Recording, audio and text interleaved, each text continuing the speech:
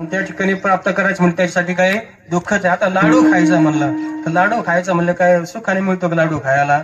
नाही ना. त्याच्यासाठी डाळ साखर वगैरे सगळं अन्न नाही. बरं डाळ साखर त्या दुकानदार आपल्याला फुकट देणार आहे का? फुकट देणार. त्याच्यासाठी काय पैसा लागणार आहे. आणि पैशासाठी काय करावं लागणार आहे? काम करावं लागणार आहे. काम मग पैसा नंतर ते सामुग्री. मग ते सामुग्री आणली त्याच्यासाठी काय कष्ट लागणे. डाळ दळायची, नंतर त्या माता मावलं ते थापायचं, ते गरम गरम चुरायचं, मग ते करायचं. खाणाऱ्याला आयता मिळतं समजा, करायची त्याला काही त्रास नाही म्हणा. पण तो त्याला आयता मिळतो. पण खाण्याचा तरी त्रास आहेच नाही की नाही? खाताने त्रास आहे. बरं जास्त खाल्लं तरी काय आहे? त्रासच आहे. म्हणजे विषयामध्ये सगळा त्रासच आहे महाराज. त्यातली त्यात काही